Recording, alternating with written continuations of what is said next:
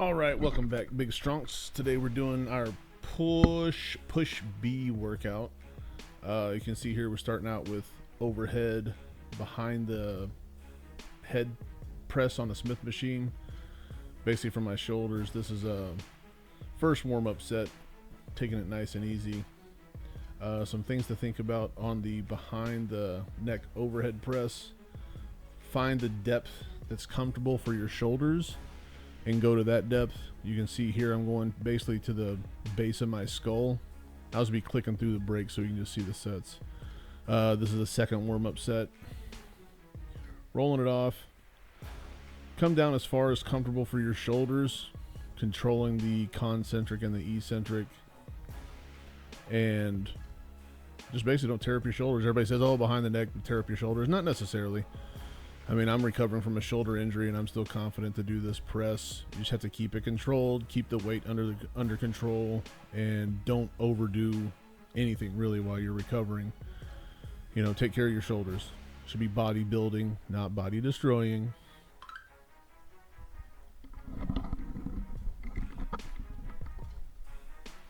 First working set at 135, I guess, Smith machine, so whatever that works out to on a Smith machine. Again, just keeping the weight really under control, don't bounce anything, keeping your core tight. I'm sitting on a bench as well, this is not standing. But keep your core nice and tight, locked into the bench. And I like to do these overhead presses on the Smith machine. Basically, I'll kick my butt back behind the bar to where I'm leaning kind of forward into the bar so that my body's probably on a 10 to 15 degree angle. It just helps, it seems like it just helps me control the weight. It just depends on whatever angle that Smith machine, the bar, whatever angle it's riding on. You can kind of see I'm pushing with the angle of the machine, and by leaning forward as I'm pushing the weight up, I can lean back a little bit and take some of that stress off my shoulders, so you can see my upper torso transitioning back as I push the weight up. And 145 or 135 felt heavy. So here we are now, hammer strength chest press. That right arm, shoulder starting position is really exaggerated, so helping it up with the left hand. And there's only a 45 on each side, so really concentrating on the down portion under control, and then speed and control pushing out. That'll be the kind of the motto or common theme you'll see throughout all these lifts is kind of slow down, fast up. And again, if you're going lighter weight, you can always make a lighter weight heavy by doing more reps. Especially if you're just getting started. Don't worry about heavy weight when you're just getting started. You have all the little supporting muscles, stabilizer muscles that you need to get in shape. Probably the biggest mistake new lifters or recovering lifters make is going too heavy too fast, and then whatever was injured gets re-injured. Or if you're just starting out, you don't let all the small muscles and tendons catch up to your big muscles, and you end up, that's what you'll tear, you know, because the weakest link in the chain will give out first. So again, here you can tell I'm out of shape, already getting kind of tired, so the downswing's a little too fast here. I need to get it under control, but I am slowing on that last 4 to 6 inches in the press. No bouncing. I'm just being really careful, being mindful of how far back I'm extending my shoulder. I think this is the last working set here. Get nice and easy. And a thing to try on these on the machines here, you can change the seat height to change the angle of attack at the muscle. So I think here I have the seat probably 3/4 down, so it's almost all the way down.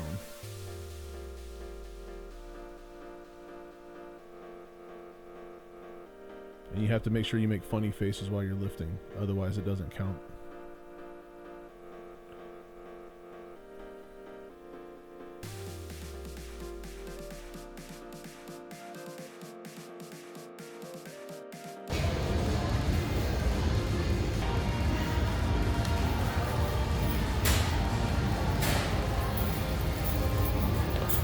Whoa, that's too light for you, buddy. Hey man, I'm trying not to break myself.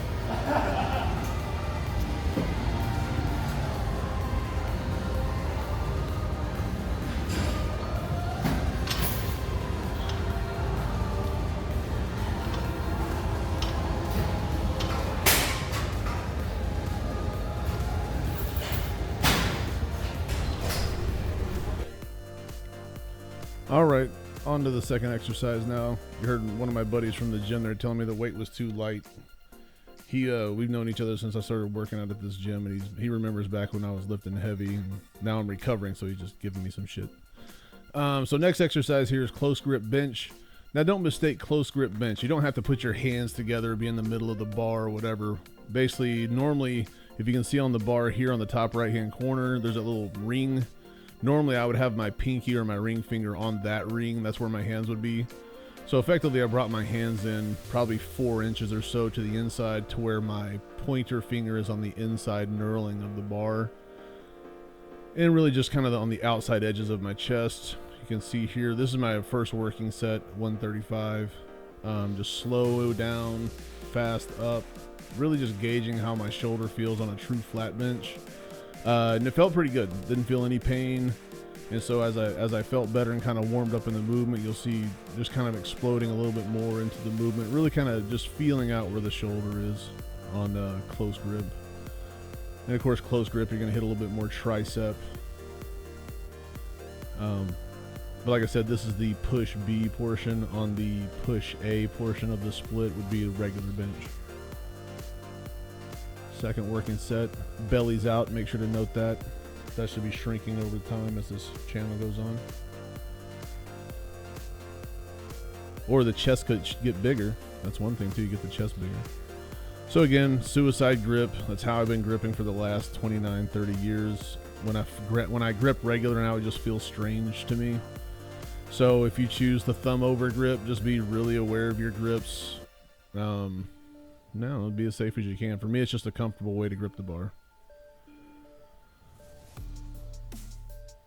Last working set. One thing to be aware of while you're bench pressing too is get your feet set. And like you see here, I'm not in any kind of competition stance. I'm not really arching, which you shouldn't really need to with this light weight. But still, kind of get your body. Your body should be one solid piece from your feet all the way through your scapula, where you're knitting your shoulders. You see me rocking back and forth just because I'm a fat ass and, you know, jelly jiggle like that. But otherwise, you see me playing with my foot there a little bit. Shouldn't do that. As a bench, you should be driving through your feet and your hips. All right, flies. So a lot of these gym workouts, you'll see I'm hitting up exercises I don't have at the home gym. I can always bench and squat at home, but I don't have a fly. I guess you could do dumbbell flies, but for me, I get a better feel because you get that constant negative on cable machines.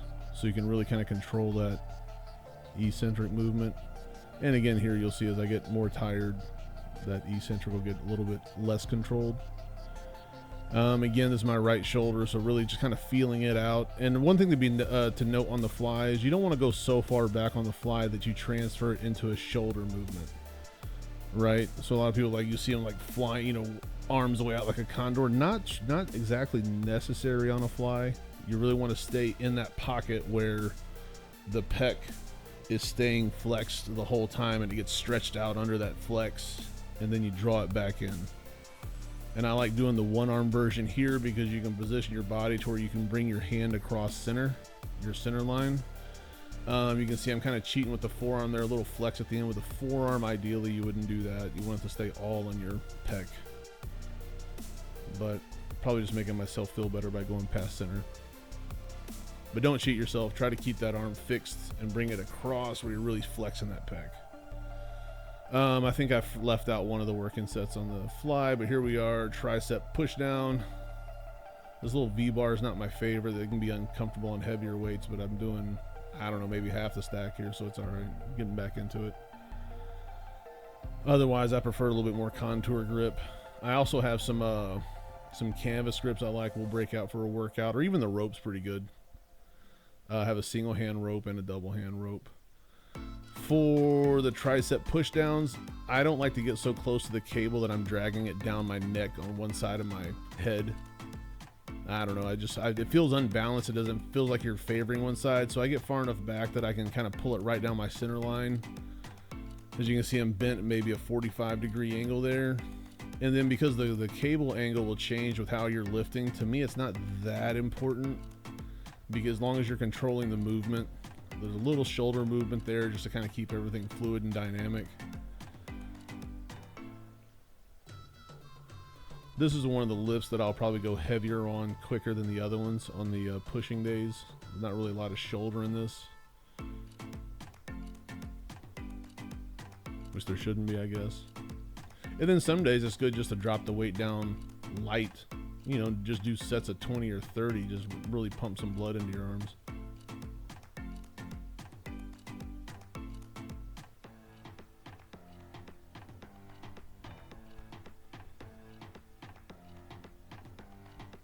All right, cable flies, same station, just cutting out the brakes. Kind of like on one of the other videos, trying to maintain that angle of about 30 degrees. So if you imagine your chest is 0 going straight across your chest, parallel to your chest, about 30 degrees up from that. And really, you just kind of change your body angle, change your arm angle to where you can feel most of your delt being lit up. If you're feeling it mainly in the front or whatever, I would suggest bring that arm back, reduce that angle in relation to the body. Don't look at my ass on this set. Gonna have to get that firmed up. Right, babe? And make sure you note the love handles here. Those should be disappearing over time. So if we come back and we do cable flies again, those should be getting smaller. So again, this is the back angle. I guess it's kind of hard to see. I was trying to be inconspicuous with the camera at the gym, you know, not take a lot of time to set up because I didn't want somebody complaining to management. Like, oh, he's filming me, he's a perv. That's on my other channel. I'll link that. Just kidding. I like doing the single arm flies as well because you can really concentrate on one muscle. But as far as going a little bit heavier, which I don't do on shoulder flies very much, but you can go a little bit heavier when you're doing doubles because you can put a little bit of body English, or even like seated dumbbell flies where you can put a little bit of body English in it and just get a little bit more weight out of it. Sometimes that's good if you're feeling nice and aggressive in the gym and you just want to get after it. Or sometimes I'll do drop sets where I'll start at maybe, I don't know, 35, 40 pounds. And on those, it'll be more of a partial rep. And I just start working my way down. I'll do 8 or 10 or whatever I can do of those. And as soon as I run out of gas, I'll just drop it, go to the next one, 5 pounds down, do as many as I can, drop it. It's been a while since I've done those, but that's, you talk about the burn. I think Arnold Schwarzenegger said there's nothing like a shoulder burn because you just can't get away from it. And that's true. Of course, here we're going nice and light. We're just using the single plate, whatever that is, 5, 6 pounds. Again, just being cautious. My whole goal is to get through this first month without being injured, get back into the groove of lifting, and just feel good. And my legs are dead from the leg workout the other day. Burning, Linda.